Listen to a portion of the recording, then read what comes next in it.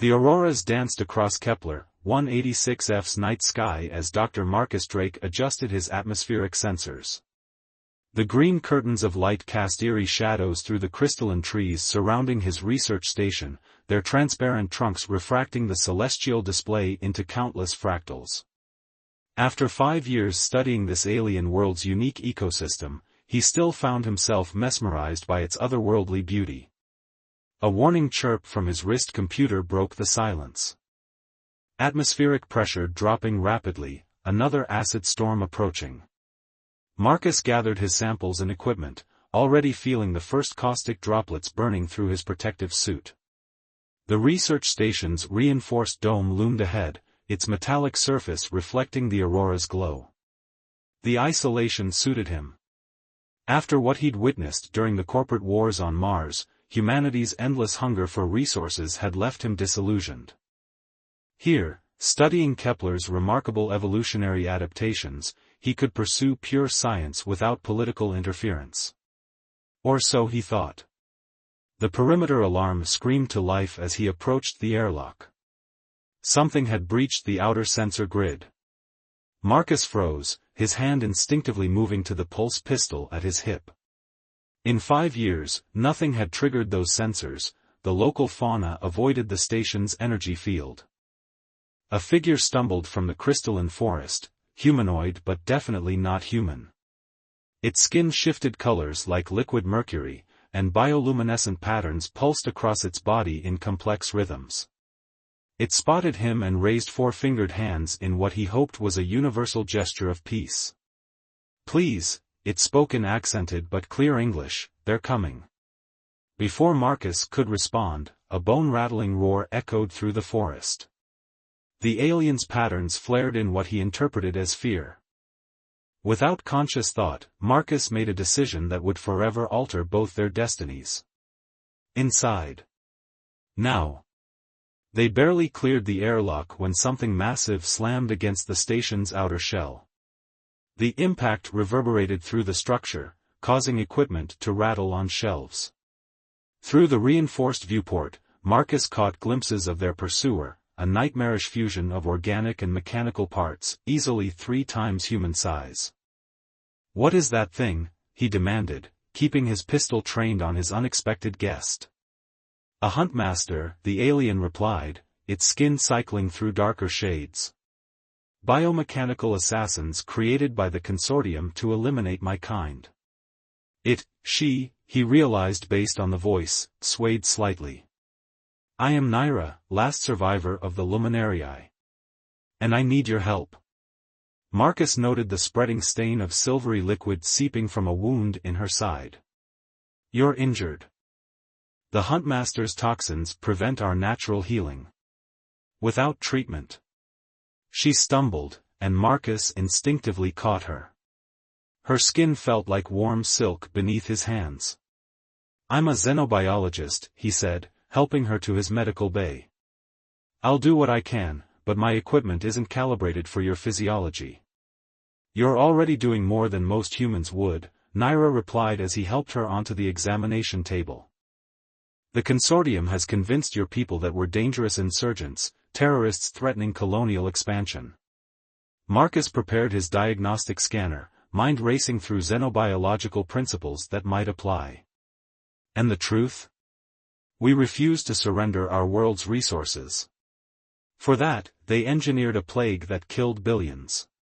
Her patterns dimmed. "Those of us who survived were rounded up for research. They want to weaponize our adaptive abilities."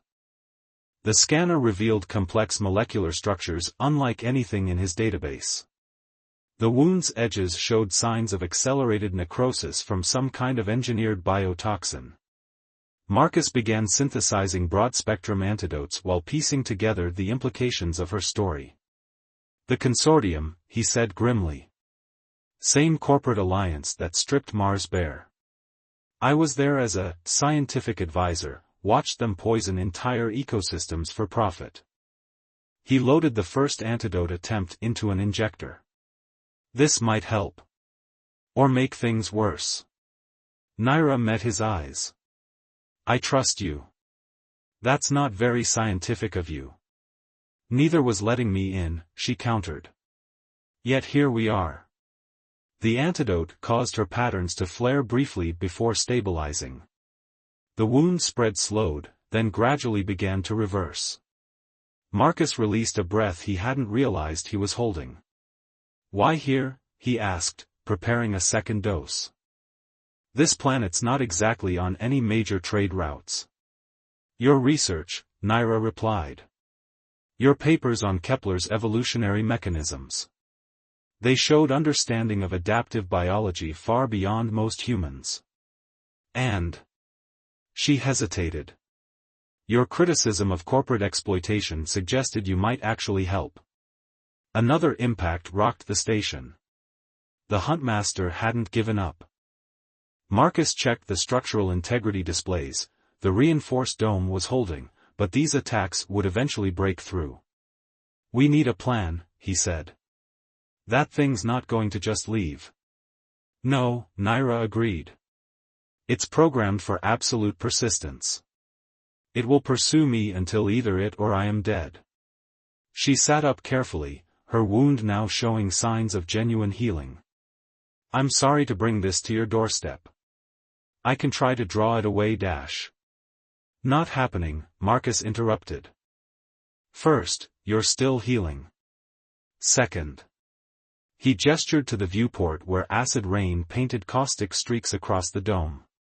That storm's getting worse. Nobody survives long out there right now. Then we fight, Naira said simply. My people were peaceful, but we learned to defend ourselves. If you're willing to help, I can show you the Huntmaster's weaknesses.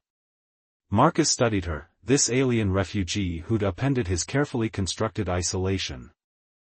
Everything he'd built here, all his research, would be at risk. The rational choice would be to turn her away. But he'd made the rational choice on Mars, followed orders, watched corporate greed destroy an entire world. I built this station to study life, he said finally. Not watch it be exterminated. Again. He checked his pistol's charge. Tell me about these weaknesses. Naira's patterns shifted to brighter hues. You're either very brave or very foolish, Dr. Drake. Probably both, he admitted. And it's Marcus. If we're going to fight killer robots together, we might as well use first names. For the first time, Naira's patterns formed what he interpreted as a smile.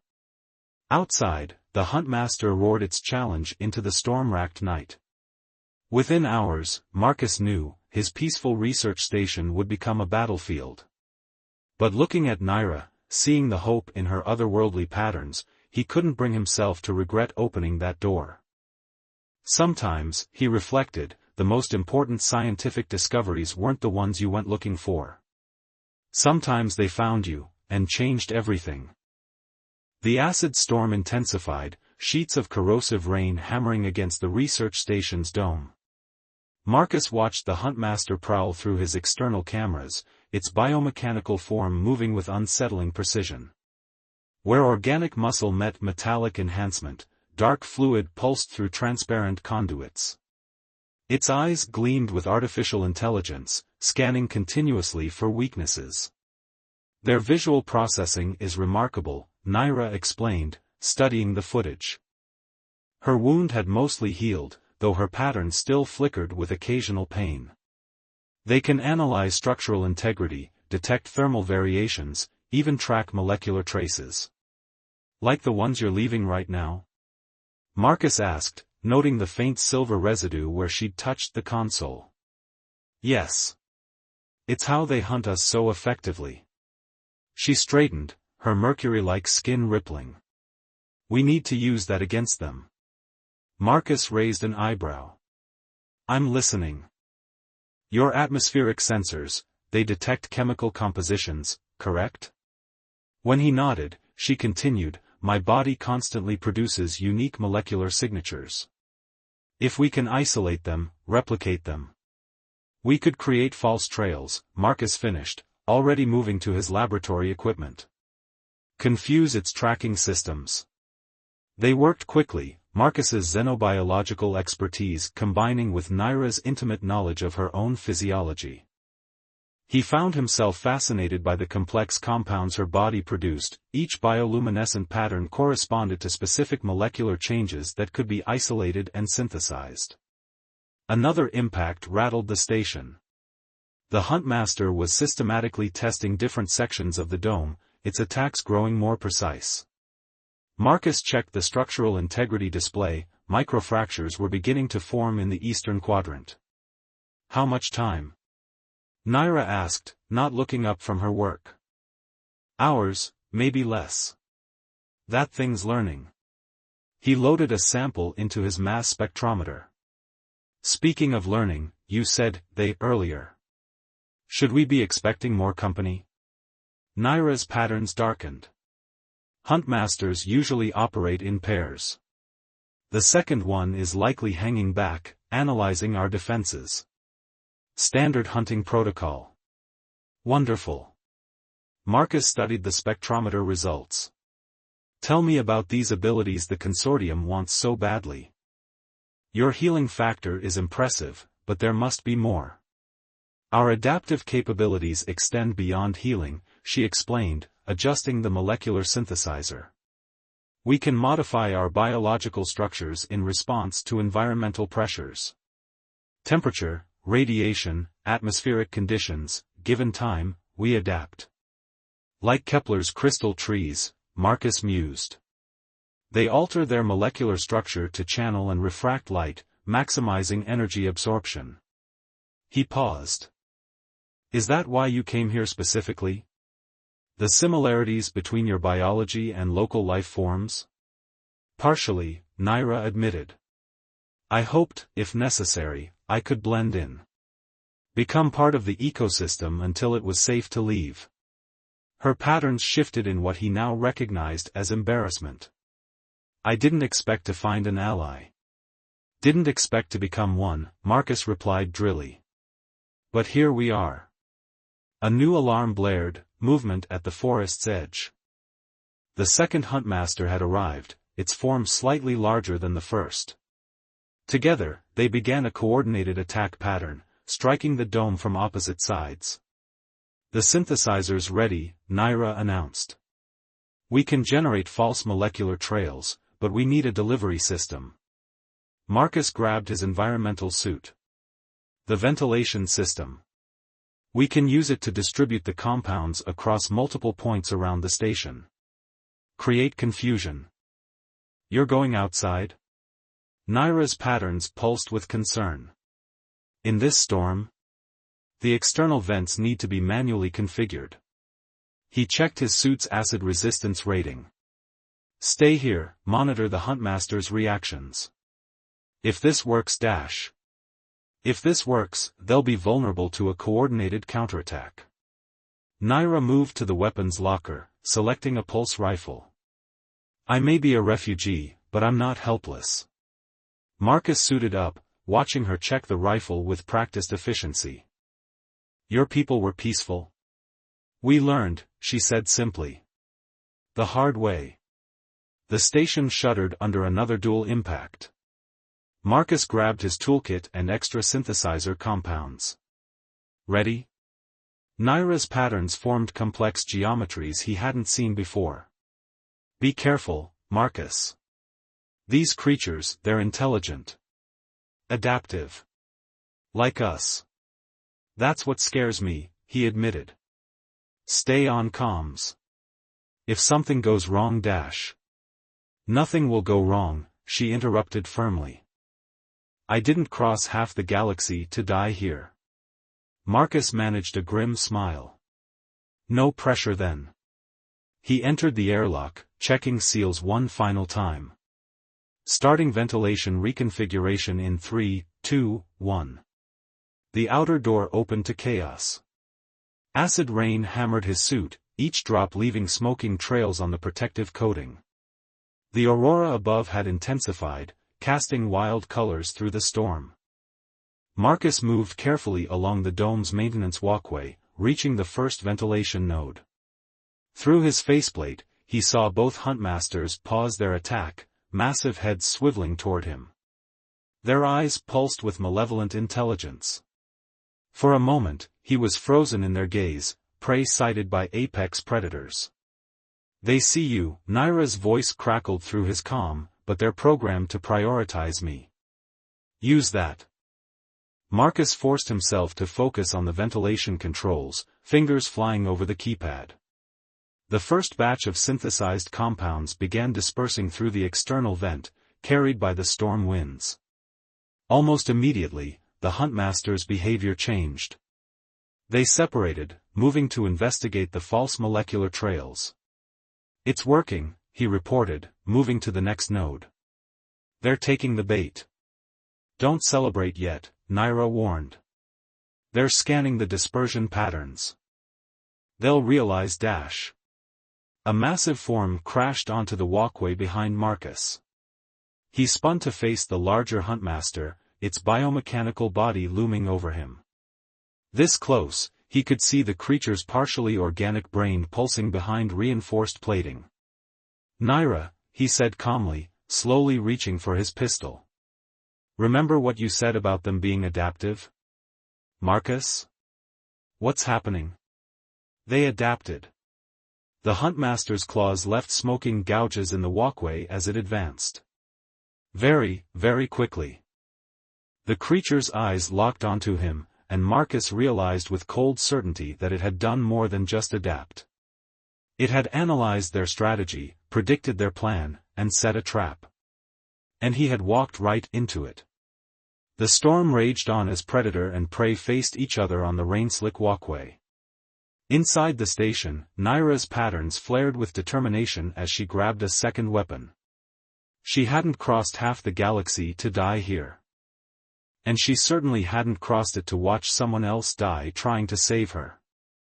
Marcus had faced death before on Mars, but never quite like this. The Huntmaster's biomechanical frame towered above him, acid rain sizzling off its armored hide. Its targeting systems adjusted for the storm's interference, optical sensors focusing with terrifying precision. "The great irony," he said into his calm, backing away slowly, "is that I came here to avoid excitement." "Hold on," Naira's voice crackled through the static. "I'm coming out dash." "No." Marcus drew his pulse pistol. "That's what they want. They're hurting us, trying to force a confrontation." He fired 3 rapid shots. The energy bursts splashed harmlessly off the creature's shielding.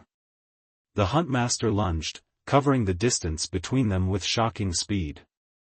Marcus dove aside, feeling claws tear through his suit's outer layer. Warning indicators flashed as acid rain began seeping through the breach. He had minutes at most before the corrosive storm reached his skin. Inside the station, Naira watched in horror through the external cameras. Her patterns pulsed with rapid calculations as she assessed options. The second Huntmaster maintained position below, cutting off any escape route. They had planned this perfectly. Then she saw it, a possibility. Dangerous, but... "Marcus," she transmitted, "the crystalline trees. Their molecular structure dash." "Little busy right now," he grunted, narrowly avoiding another swipe. The walkway's railing bent under the Huntmaster's weight. "The trees adapt to channel energy," she pressed on. "Your research showed they can focus and amplify it. Like a natural lens dash." Marcus's eyes widened as he understood. "The Aurora. You want to weaponize the Aurora. If we can trigger a concentrated burst through the crystal matrix dash, it might overload their optical sensors." He glanced up at the swirling lights overhead. "That's insane," says the man who took in an alien fugitive, Naira countered, already adjusting the station's power systems. "I need you to get to the primary lightning rod. Channel the atmospheric charge into the nearest crystal cluster." The Huntmaster charged again. This time, Marcus didn't dodge. Instead, he dropped flat, letting the creature's momentum carry it over him. His suit screamed warnings as acid ate through multiple layers, but he used the moment of confusion to sprint toward the station's highest point. "Naira," he called, reaching the lightning rod's control panel, "whatever you're going to do dash. Almost ready. The crystal configuration is aligning with the magnetic field dash." The Huntmaster recovered, charging up the dome's curve with hideous grace. Below, its partner began climbing as well, massive claws puncturing the station's outer shell.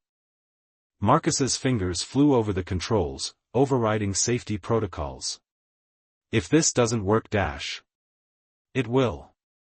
Naira's patterns stabilized with certainty. "Trust me." He did. Despite everything, the short time they'd known each other, the danger she'd brought to his door, the absurdity of their entire situation, he trusted her completely. "Now," she commanded. Marcus slammed the final override. Electrical charge surged through the rod just as the aurora intensified. The nearest crystal tree cluster caught the energy, its transparent trunk blazing with contained power. For a moment, everything seemed to pause. Then the world exploded in light. The amplified aurora burst through the crystal matrix in a concentrated beam of pure energy. Both Huntmasters were caught directly in its path. Their optical sensors, designed to gather and process massive amounts of visual data, overloaded instantly. Secondary systems tried to compensate, drawing in more power, which only accelerated the overload. Marcus turned away as the creature's partial organic components began to cook inside their mechanical shells. The smell of burning synthetic tissue cut through even his suit's filters. When the light faded, two smoking biomechanical husks lay crumpled on the station's outer shell. "Get inside," Naira urged. "Your suit's compromised." He didn't argue, making his way carefully back to the airlock. By the time he cycled through decontamination, his skin was already blistering where acid had reached it. Naira met him in the medical bay, her patterns shifting with concern as she helped him out of the ruined suit. "That," he said through clenched teeth as she applied regenerative compounds to his burns, "was either brilliant or incredibly lucky. Perhaps both." Her patterns rippled. "Though I suspect the consortium won't see it that way." Marcus caught her meaning.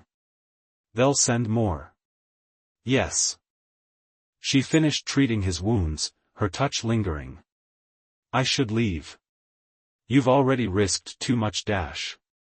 "No." The word came out more forcefully than he intended. "Running alone isn't the answer. These corporations, the consortium, they won't stop. Not unless someone stops them." "What are you suggesting?" Marcus sat up, testing his injured arm. "Your people's adaptive abilities. Combined with my research here, the crystal trees, the planetary ecosystem, we might have something they never expected." "A weapon?" Naira's patterns darkened. "A defense," he corrected. "A way to protect not just your people, but any world they target. Knowledge they can't simply take and twist for profit." She studied him, her mercurial skin reflecting the medical bay's lights. "Why? Why take this risk for a stranger? For a species you barely know?" "Because 5 years ago on Mars, I made the rational choice. The safe choice." His voice hardened. "I watched them destroy an entire world because I was too afraid to stand up. Never again." Outside, the acid storm began to clear. Dawn's light penetrated the crystal forest, creating rainbow refractions across the station's dome.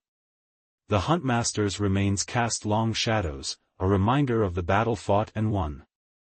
But Marcus knew it was only the beginning. The consortium would send more hunters, more troops. They would label him a traitor, a terrorist sympathizer. Everything he'd built here would become a target. Looking at Naira, seeing the hope and determination in her patterns, he couldn't bring himself to care. Sometimes the price of conscience was everything you had. And sometimes, it was worth paying. 3 days after destroying the Huntmasters, Marcus and Naira worked tirelessly in the research station's laboratory. Holographic displays showed complex molecular structures. The crystal tree's energy-channeling properties merged with luminariae adaptive biology.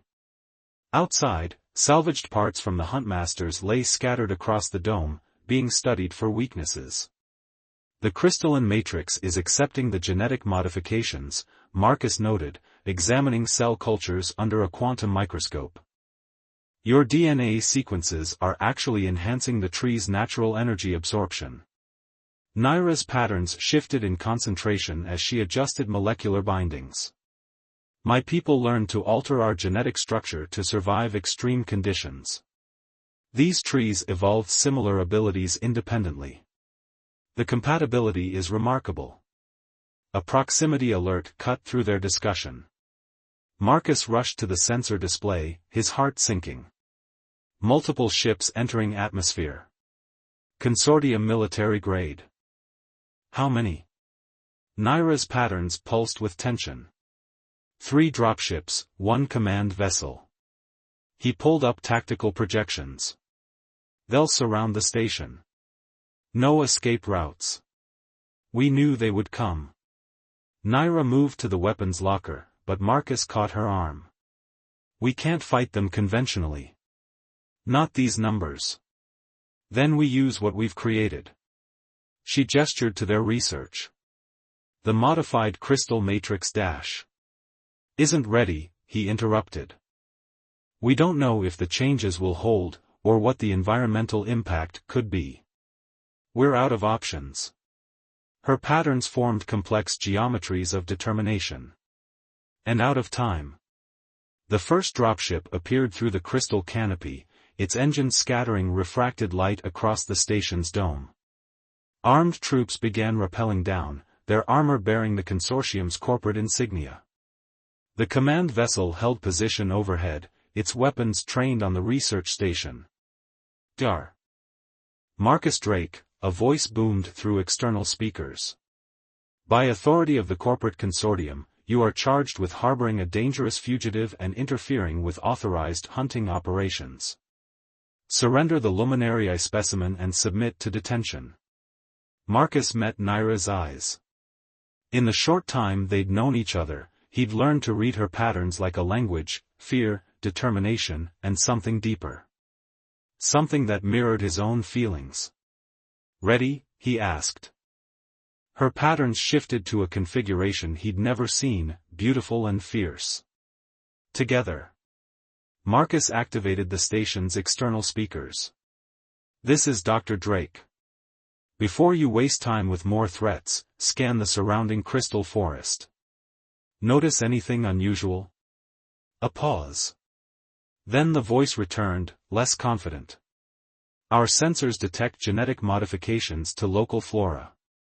This is a violation of ecological protection statutes dash. The same statutes you ignored on Mars? And a dozen other worlds? Marcus's voice hardened. The trees aren't just modified. They're awakened. Conscious. Like the luminariae, they can adapt. Evolve. Learn. As if responding to his words, the crystal forest began to pulse with inner light. The energy patterns matched Naira's bioluminescence perfectly, their research had succeeded beyond expectations. The trees were adopting luminariae characteristics, becoming something entirely new. This is your only warning, Marcus continued. Leave this planet. Leave us. Or discover exactly what an adaptive, energy-channeling ecosystem can do when it decides humanity is a threat. The troops on the ground shifted nervously as the crystal trees around them began resonating with power. The aurora overhead intensified, its energy being drawn into the forest network. You would risk everything for this alien? The consortium commander demanded. Your career? Your species? I risk everything for life, Marcus replied. All life. Something you forgot how to value long ago. The crystal forest hummed with building energy. Small arcs of aurora-charged power jumped between trees, forming a web of light. The troops began retreating to their dropships as the temperature around them fluctuated wildly. This is your final chance, Dr. Drake. Marcus looked at Naira, saw his own conviction reflected in her patterns. No, he said quietly. It's yours. Together, they activated the signal they'd prepared. The modified crystal trees responded instantly, releasing stored aurora energy in a massive electromagnetic pulse. The dropship system's fritzes, their engines sputtering. The command vessel's weapons went dark. What you're seeing is a warning shot, Marcus announced. These trees now share Luminarii adaptive capabilities. They learn. They remember. And they will defend themselves with increasing effectiveness against any future attacks. The forest pulsed again, stronger. More systems failed across the consortium ships. Their own technology, turned against them by the very nature they sought to exploit. Leave, Marcus commanded. Leave and tell your corporate masters that this world is protected. Not by weapons or armies, but by life itself. Evolved. Adapted. Free. For a tense moment, nothing moved. Then, one by one, the dropships retrieved their troops and lifted away. The command vessel held position longer, its sensors undoubtedly recording everything. This isn't over, Dr. Drake. No, he agreed. It's just beginning. The command vessel finally turned, ascending into the aurora-lit sky until it vanished among the stars. Inside the station, Marcus and Naira watched the sensor displays until the ships left orbit. They'll study what we've done here, Naira said softly. Try to replicate it. Let them try. Marcus smiled. Some things can't be stolen or synthesized. They have to be understood. Respected. Like trust? Her patterns formed what he now recognized as a smile of her own. Or partnership? Or love, he added quietly. Her patterns rippled with joy as she took his hand. Outside, the crystal forest continued to pulse with its new awareness, a marriage of terrestrial and alien life creating something beautiful and uncontrollable. Something that would spread, grow, and protect this world from those who would exploit it. Marcus pulled Naira close, their foreheads touching. Above them, the aurora painted the dome in sheets of light, refracted through crystal trees that hummed with awakened consciousness. In the end, he hadn't just found a cause worth fighting for. He'd found a future worth building. Together, they watched dawn break over their transformed world. Not as human and alien, but as partners in something greater than themselves. Something that would change not just this planet, but every world that learned of what they'd accomplished here. Life, they had proven, would always find a way to adapt, to evolve, to survive. And sometimes, it would do so in the most unexpected and beautiful ways imaginable.